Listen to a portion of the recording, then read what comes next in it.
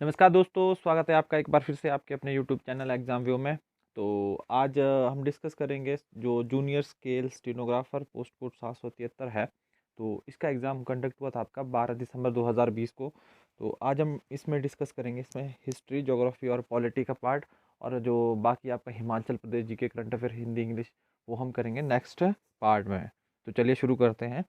तो पहला क्वेश्चन था इसमें, Indus valley civilization flourished along which river. तो जो आपकी सिंधु घाटी सभ्यता थी, ये किस नदी में समृद्ध हुई थी? तो इसका सही आंसर आएगा आपका डी, इनमें से कोई नहीं। तो इससे जो हुई थी, ये हुई थी आपकी सिंधु नदी के किनारे। तो नेक्स्ट क्वेश्चन है आपका, which was the most important functionary during early वैदिक पीरियड। तो जो पूर्व वैदिक काल था, उसमें सबसे जो महत्वपूर्ण पदाधिकारी वो कौन होता था? तो इसका सही आंसर हो जाएगा आपका ए, पुरोहित। तो अगला क्वेश्चन है, the capital of Vajji Mahajanapada was at. तो जो वज्जी महाजनपद था, इसकी जो आपकी कैपिटल थी वो थी आपकी वैशाली में। तो इसका सही आंसर हो जाएगा आपका ए। तो नेक्स्ट क्वेश्चन है, बिम्बिसारा जो था बिलोंग्स टू विच डायनेस्टी। तो जो बिम्बिसार था, वो किस डायनेस्टी से संबंध रखते थे? तो इन्होंने जो खोज की थी वो की थी आपकी हर्यक डायनेस्टी की। तो इसका सही आंसर हो जाएगा आपका सी। तो अगला क्वेश्चन है, जो वर्धमान महावीर वाज विच तीर्थंक। जो वर्धमान महावीर थे, वो जैन धर्म के कौन से तीर्थक थे? तो वो थे आपके 24वें तीर्थक। तो इम्पॉर्टेंट है दोस्तों, जो पहले तीर्थक थे उनका नाम था आपका ऋषभदेव, और जो 23rd तीर्थक थे उनका नाम था पार्श्वनाथ। तो ये दोनों भी काफ़ी इंपॉर्टेंट है। तो नेक्स्ट क्वेश्चन है आपका, महायान मीन्स। तो दोस्तों, जो महायान होता था, तो जो बौद्ध धर्म थी उसकी दो शाखाएं होती थी, एक थी महायान, एक होती थी आपकी हीनयान। तो जो हीनयान थी, ये क्या थे? ये बौद्ध धर्म को पुण्यता नहीं मानते थे। मतलब जो महायान थे, ये क्या थे? बौद्ध धर्म को मानते थे पुण्यता। तो जो हीनयान, इनको बोलते थे आप द लेसर विहाइकल। तो जो महायान थे उसको बोलते थे आप द ग्रेटर विहाइकल। तो जो इसका सही आंसर हो जाएगा वो हो जाएगा आपका बी, द ग्रेटर विहाइकल। तो अगला क्वेश्चन है आपका, मैग्नेस्थीज बिलोंग्स टू विच कंट्री। तो जो मैग्नेस्थीज थे, ये किस देश से संबंधित थे? तो इसका सही आंसर हो जाएगा आपका ए, ग्रीस।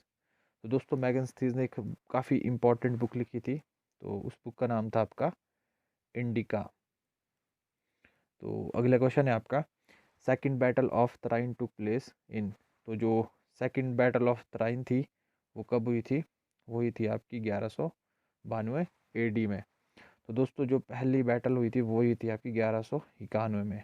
किस किस के बीच में हुई थी? आपकी मोहम्मद गौरी और जो पृथ्वीराज चौहान थे, उन दोनों के बीच में। तो इसमें आपके जो पृथ्वीराज चौहान जी थे वो जीत गए थे। तो एक साल के बाद फिर से इन दोनों के बीच फिर से तराइन का जो दूसरा जो युद्ध हुआ था, तो इसमें क्या हो गया था, जो पृथ्वीराज चौहान थे वो पराजित हो गए थे आपके मोहम्मद गौरी से। तो ये काफ़ी इंपॉर्टेंट चीज़ें थी कुछ। तो अगला क्वेश्चन है आपका, विच दिल्ली सल्तनत एस्टेब्लिश द मिलिट्री डिपार्टमेंट दीवान ए अर्ज। तो जो दीवान ए अर्ज मिलिट्री डिपार्टमेंट था, ये किसने बनाया था? इसका सही आंसर हो जाएगा आपका बी, बलबन ने। तो अगला क्वेश्चन है आपका, paintings reached to its zenith during the regime of which of the following. तो दोस्तों, जो चित्रकला है, तो चित्रकला का जो गोल्डन एज बोलते हैं, वो बोलते हैं आपके जो जहांगीर का टाइम था। तो इसका सही आंसर हो जाएगा आपका डी। और एक इम्पॉर्टेंट चीज़ में और है, जो अकबर है, इसके काल को बोला जाता है, जो हिंदी है उसका गोल्डन पीरियड। तो जो हिंदी का जो स्वर्ण काल है वो बोला जाता है आपका अकबर के काल को। तो अगला क्वेश्चन है आपका, who took the title of Alamgir. तो जो अलामगीर है उसका टाइटल किसने, उसकी उपाधि ली थी? तो ये ली थी आपकी औरंगज़ेब ने। तो औरंगज़ेब को और कहा जाता था आपका जिंदा पीर। तो ये भी काफ़ी इंपॉर्टेंट है दोस्तों। तो नेक्स्ट क्वेश्चन देखते हैं, the treaty of Purandar was signed in which year. तो जो ट्रीटी ऑफ पुरंदर थी, ये आपकी साइन हुई थी आपकी 1665 में। तो इसका सही आंसर हो जाएगा आपका डी। और ये सिटी साइन हुई थी आपकी जो शिवाजी थे और एक राजा होते थे आपके जय सिंह, और वो राजा होते थे अंबर के, एक अंबर जगह होती थी, वहाँ के राजा होते थे जय सिंह। तो इन दोनों के बीच ये जो पुरंदर की सिटी ये साइन हुई थी 1665 में। तो अगले क्वेश्चन देखते हैं, who founded the city of Amritsar. तो जो अमृतसर है उस सिटी को किसने फाउंड किया था। तो दोस्तों 1574 जो एडी है इसके आसपास जो सिखों के चौथे गुरु होते थे गुरु रामदास, उन्होंने फाउंड की थी आपकी सिटी ऑफ अमृतसर। तो इसका सही आंसर हो जाएगा बी। तो अगला क्वेश्चन है दोस्तों, विच of the following first seated the drain of wealth theory in his book title poverty and un British rule in India. तो दोस्तों ये जो बुक लिखी थी ये लिखी थी आपकी दादा भाई नारोजी ने। तो इसका सही आंसर हो जाएगा बी। तो दादा भाई नौरोजी के बारे में कुछ इंपॉर्टेंट चीज़ें हैं, जैसे इनको बोलते हैं आप grand old man of India. और दोस्तों ये पहले व्यक्ति थे जो क्या हुए थे, ब्रिटिश संसद के लिए सिलेक्ट हुए थे। कब से कब तक, 1892 से 1895 तक।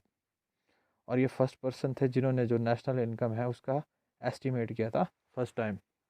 तो ये काफ़ी इंपॉर्टेंट चीज़ें थी जो पहले एग्ज़ाम में पूछी जा चुकी हैं। तो अगला क्वेश्चन देखते हैं, which of the following carried out the social reform prohibition of sati. तो जो सती थी दोस्तों, तो इस पे प्रतिबंध लगाया था आपका लॉर्ड विलियम बेंटिंग ने, और ये जो कब लगा था, 1829 में।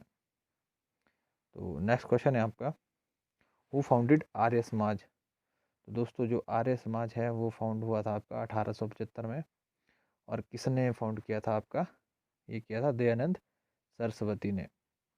और स्वामी जो दयानंद सरस्वती इन्होंने एक इम्पॉर्टेंट एक नारा दिया था, उसको बोलते हैं गो बैक टू वेदास, वेदों की तरफ लौटो। तो ये भी काफ़ी इंपॉर्टेंट चीज़ें हैं। तो अगला क्वेश्चन है दोस्तों, हु लेड द खेड़ा सत्याग्रह इन 1980। तो जो खेड़ा सत्याग्रह है उसकी अगुवाई की थी आपकी किसने, महात्मा गांधी ने। तो इसका सही आंसर हो जाएगा आपका ए। तो अगला क्वेश्चन है, which of the following ordered the partition of Bengal in 1905। तो जो 1905 में बंगाल का जो विभाजन किसने किया था, तो ये किया था आपका लॉर्ड कर्जन ने। और एक इम्पॉर्टेंट चीज़ आती है कि जो बंगाल का विभाजन था वो रद्द किया था, तो वो रद्द किया था 1911 में लॉर्ड हार्डिंग ने।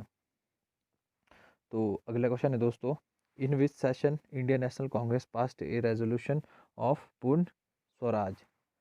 तो जो पूर्ण स्वराज का जो आपका प्रस्ताव था ये आपका जो लाहौर अधिवेशन हुआ था 1929 में, तो इसमें पास किया गया था। तो अगला क्वेश्चन देखते हैं, Rouf is a folk dance of. तो जो रॉफ लोक नृत्य है ये होता है आपका जम्मू एंड कश्मीर में। तो इसका सही आंसर हो जाएगा आपका बी। तो नेक्स्ट क्वेश्चन है आपका, द सन स्पॉट्स आर। तो दोस्तों जो सन स्पॉट्स होते हैं, तो देखना सन पे स्पॉट्स होते हैं काफ़ी। तो उसमें क्या होता है, जो सन है उसका जो अपना टेम्परेचर होता है एवरेज, वो होता है 5800 कैलविन के अकॉर्डिंग, कैलविन तक। लेकिन जो इस पे स्पॉट्स है तो उनका जो टेम्परेचर होता है वो होता है 3800 डिग्री कैलविन। तो ये क्या हो गए, ये हो गए आपके cold and dark region of the sun surface. तो इनका जो टेम्परेचर होता है ये होता है सन के अकॉर्डिंग थोड़ा सा कम। तो इसका सी बिल्कुल सही हो जाएगा। तो अगला क्वेश्चन है, which is the closest star to our solar system. तो अब हमारे जो सोलर सिस्टम है उसका जो क्लोजेस्ट स्टार है ये आपका अल्फ़ा सेंचुरी। तो इसका सही आंसर हो जाएगा ये। तो नेक्स्ट क्वेश्चन देखते हैं, तो I S T is how many hours ahead of G M T. तो दोस्तों आई एस टी का मतलब होता है इंडियन स्टैंडर्ड टाइम, और जी एम टी का मतलब होता है ग्रीनविच मीन टाइम। तो जो I S T G M T से कितना आगे है, 5 आवर 30 मिनट। तो इसका सही आंसर हो जाएगा आपका डी। तो नेक्स्ट क्वेश्चन है, डाइवर्जेंट प्लेट्स हैव। तो जो डाइवर्जेंट प्लेट्स होती हैं दोस्तों, जो टेक्टोनिक प्लेट्स का एक पार्ट होती हैं डाइवर्जेंट प्लेट्स, इसमें क्या होता है, जब दो जो प्लेटें हैं एक दूसरे से क्या करती हैं, दूर जाती हैं, तो उसको बोलते हैं डाइवर्जेंट प्लेट्स। तो इनको आप बोल सकते हैं कन्वर्जेंट, जो कंजर्वेटिव मार्जिन्स। तो इसका सी हो जाएगा बिल्कुल सही आंसर। तो अगला क्वेश्चन है आपका, slate is which type of rock. तो जो स्लेट होती है तो ये बनती है आपकी, जो आपके धूल कण होते हैं वो मेटामॉर्फिक होते हैं आपके किस में, स्लेट में। तो स्लेट होती है आपकी मेटामॉर्फिक रॉक। तो इसका सही आंसर हो जाएगा आपका ए। तो अगला क्वेश्चन है, Montreal protocol is effective from which year. तो दोस्तों जो आपका 1987 में जो मॉन्ट्रियल है, मॉन्ट्रियल सिटी है आपकी कनाडा में, तो यहाँ पे एक प्रोटोकॉल साइन हुआ था। वो इसलिए साइन हुआ था क्योंकि जो आपकी ओजोन लेयर है उसको क्या हो रही है, काफ़ी डिप्लेट हो रही है, उसमें मतलब कि डिप्लेशन हो रही है। तो इसको रोकने के लिए, इस पे कंट्रोल करने के जो मॉन्ट्रियल जो प्रोटोकॉल था ये साइन हुआ था 1987 में, और ये इफेक्ट में आया था आपका 1979 में। तो इसका सही आंसर क्या हो जाएगा आपका बी। तो नेक्स्ट क्वेश्चन देखते हैं। टेम्परेचर जो temperate cyclones are also called. तो दोस्तों टाइप जो साइक्लोन्स होते हैं वो होते हैं आपके ट्रॉपिकल साइक्लोन्स होते हैं, टेम्परेट साइक्लोन्स होते हैं।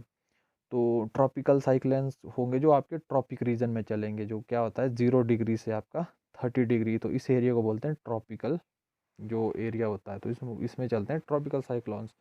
तो जो जो आपके टेम्परेट साइक्लोन्स वो चलेंगे आपके 30 डिग्री लैटीट्यूड से 60 डिग्री लैटीट्यूड तक। तो इनको और बोलते हैं आप एक्स्ट्रा ट्रॉपिकल साइक्लोन्स। तो इसका सही आंसर हो जाएगा आपका ए। तो नेक्स्ट क्वेश्चन है, Puszta is a grassland of which country. तो दोस्तों काफ़ी अच्छा क्वेश्चन पूछा था, शायद पहली बार ही पूछा गया है पेपर में। तो जो पुर्तोज ग्रासलैंड है ये आपका हंगरी में, तो इसका सही आंसर हो जाएगा डी। तो अगला क्वेश्चन है, विच denotes lines of equal slope. तो समान ढलान की रेखाएं उनको क्या बोलते हैं, उनको बोलते हैं आप आइसोक्लाइन। तो इसका सही आंसर हो जाएगा आपका सी।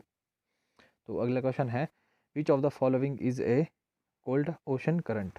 तो ठंडी जो महासागरीय धारा है वो इनमें से है आपकी कैलिफोर्निया करंट। तो इसका सही आंसर हो जाएगा आपका ए। तो नेक्स्ट क्वेश्चन है, boundary line between Germany and Poland is. तो जो जर्मनी और पोलैंड है उनके बीच जो बाउंड्री लाइन है उसको बोलते हैं आप ऑर्डरनीज line.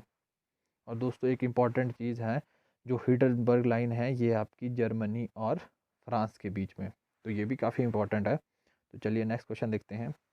London is situated on the bank of which river. तो जो लंदन है आपका वो है आपका थेम्स नदी के किनारे। तो इसका सही आंसर हो जाएगा सी। तो अगला क्वेश्चन है, which is popularly known as the roof of the world. तो विश्व की छत किसको बोलते हैं, जो पामीर का पठार है इसको बोलते हैं आप विश्व की छत। तो नेक्स्ट क्वेश्चन है, highest peak in Aravalli ranges. तो अरावली रेंज की सबसे ऊंची चोटी आपकी गुरु शिखर। तो इसका सी बिल्कुल सही हो जाएगा। और एक इम्पॉर्टेंट चीज़ है, जो अन्नामुडई है ये आपकी दक्षिण भारत की सबसे ऊंची चोटी। तो अगला क्वेश्चन देखते हैं, Siachen glacier is located in which valley. तो सियाचिन जो ग्लेशियर यहाँ से होके जो बहती है आपकी नुब्रा रिवर, तो किस वैली के पे लोकेटेड होगा ये नुब्रा वैली। तो इसका सही आंसर हो जाएगा आपका ये। तो नेक्स्ट क्वेश्चन है, which of the following is an antecedent river. तो एंटीसीडेंटल मतलब सबसे पूर्व में बहने वाली नदी इनमें से कौन सी है। तो इसका सही आंसर हो जाएगा आपका बी ब्रह्मपुत्र। तो नेक्स्ट क्वेश्चन देखते हैं, Ukai project is built on which river. तो जो उकाई परियोजना है ये किस नदी पर निर्मित है। तो इसका सही आंसर हो जाएगा बी ताप्ती। तो नेक्स्ट क्वेश्चन है, which has the largest area under forest. तो ये आपका मध्य प्रदेश का, तो मध्य प्रदेश में क्या है, जो वन आच्छादित क्षेत्र है वो सबसे ज़्यादा है। तो नेक्स्ट क्वेश्चन देखते हैं, विच इज़ द प्लांटेशन क्रॉप। तो प्लांटेशन जो क्रॉप है इनमें से वो है आपकी रबड़, और रबड़ सबसे ज़्यादा कहाँ होता है, केरला में। तो नेक्स्ट क्वेश्चन देखते हैं, विच is the radio active mineral. तो जो आपका रेडियो एक्टिव खनिज है इनमें से वो है यूरेनियम, थोरियम। तो इसका सही आंसर हो जाएगा सी बोथ। तो नेक्स्ट क्वेश्चन है, provincial constitutional committee was headed by which of the following. तो जो ये आपकी प्रांतीय संविधान सभा थी इसके अध्यक्ष कौन थे, सरदार वल्लभ भाई पटेल। तो इसका सही आंसर हो जाएगा आपका बी। तो नेक्स्ट क्वेश्चन है, which part of Indian constitution deal with various provisions of citizenship. तो जो सिटीजनशिप आती है वो आती है आपके पार्ट 2 के जो अंडर। तो जो पार्ट 1 है ये डील करता है यूनियन एंड इट्स टेरिटरीज से रिलेटिव। जो पार्ट 3 है ये आपका डील करता है फंडामेंटल राइट से। और जो पार्ट 4 है ये आपका डील करता है DPSP से directive principles of state policy. तो अगला क्वेश्चन है आपका, which schedule of Indian constitution deal with rural local government. तो रूरल लोकल जो गवर्नमेंट है इससे डील करती है आपकी जो 11वीं अनुसूची थी, और 12वीं जो अनुसूची ये आपकी डील करती है अर्बन लोकल गवर्नमेंट से रिलेटिव। और नेक्स्ट क्वेश्चन देखते हैं दोस्तों, Nagaland was created as a separate state in. तो जो नागालैंड है ये एक सेपरेट स्टेट कब बना था, ये बना था आपका 1963 में। तो नेक्स्ट क्वेश्चन देखते हैं, which of the following has power to issue writs if fundamental rights were violated. तो अगर जो आपके जो मौलिक अधिकार है अगर उनका उल्लंघन होता है तो रिट कौन जारी कर सकता है। तो ये आपका सुप्रीम कोर्ट और हाई कोर्ट दोनों कर सकते हैं। तो इसका सही आंसर हो जाएगा बी। तो जो सुप्रीम कोर्ट है ये हमारे जो संविधान उसके आर्टिकल जो 32 है इसके अकॉर्डिंग जो आपके रिट को जारी कर सकता है। और जो आपका हाई कोर्ट है तो हमारा आर्टिकल 226 इसके अकॉर्डिंग हाई कोर्ट रिट्स को जारी कर सकता है। तो ये कुछ इंपॉर्टेंट चीज़ें थी। तो नेक्स्ट क्वेश्चन है आपका, president may resign his office by writing his resignation to. तो जो राष्ट्रपति जब त्याग देता है तो किसको सौंपता है अपना त्याग पत्र, वाइस प्रेसिडेंट को। तो इसका सही आंसर हो जाएगा आपका सी। तो नेक्स्ट क्वेश्चन है, how many presidents have been impeached so far in India. तो अभी तक दोस्तों कोई भी राष्ट्रपति इम्पीच नहीं हुआ है। तो इसका सही आंसर हो जाएगा आपका डी। तो नेक्स्ट क्वेश्चन है, article 356 of Indian constitution deal with. तो जो आर्टिकल 356 है ये आपका डील करता है प्रेसिडेंशियल जो इमरजेंसी लगती है। तो जो प्रेसिडेंशियल इमरजेंसी लगती है उसके अंदर क्या होता है, जो हमारी कॉन्स्टिट्यूशनल जो मशीनरी होती है वो फेल हो जाती है। तो इसका सही आंसर आ पाएगा कॉन्स्टिट्यूशनल इमरजेंसी सी। तो काफ़ी थोड़ा सा घुमा कर पूछा था। तो नेक्स्ट क्वेश्चन देखते हैं, the youngest prime minister of India was. तो भारत के जो यंगेस्ट प्राइम मिनिस्टर थे ये थे आपके राजीव गांधी।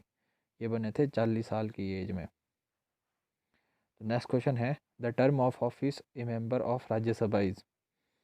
तो जो राज्यसभा है तो इसके जो मेंबर्स है इनका जो जो टर्म होता है वो होता है आपका 6 साल। तो नेक्स्ट क्वेश्चन है, the parliament of India consist of. तो जो भारत का जो संसद है उसमें उसमें आपका क्या होता है, राष्ट्रपति, लोकसभा, राज्यसभा, तो ये तीनों होते हैं। तो इसका सही आंसर हो जाएगा डी, ऑल ऑफ दीज। तो नेक्स्ट क्वेश्चन है, supreme court was inaugurated on. तो जो सुप्रीम कोर्ट था वो उसका उद्घाटन कब हुआ था, 26 जनवरी 1950 को। तो इसका सही आंसर हो जाएगा आपका बी, सॉरी सी। तो नेक्स्ट क्वेश्चन देखते हैं, नेक्स्ट क्वेश्चन है, who administrated the oath of the office of chief minister. तो जो आपके मुख्यमंत्री है उनको शपथ कौन दिलाता है, उनको शपथ दिलाते हैं आपके गवर्नर जो राज्यपाल होते हैं। तो इसका सही आंसर हो जाएगा सी। तो नेक्स्ट क्वेश्चन है, the Uttar Pradesh state legislative assembly has how many seats. तो जो उत्तर प्रदेश है यूपी है वहाँ पे जो विधानसभा की कितनी सीटें हैं। तो इसका सही आंसर हो जाएगा आपका ए, 403। तो लास्ट क्वेश्चन है दोस्तों, इलेक्शन कमीशन इज़ एन। तो जो इलेक्शन कमीशन है ये क्या है, एक कॉन्स्टिट्यूशनल बॉडी। तो दोस्तों ये थी आज की वीडियो। अगर आपको वीडियो थोड़ी सी भी हेल्प लगी हो तो प्लीज़ वीडियो को लाइक करें और चैनल को सब्सक्राइब करें। तो मिलते हैं दोस्तों अगली वीडियो में, तब तक बाय बाय, टेक केयर।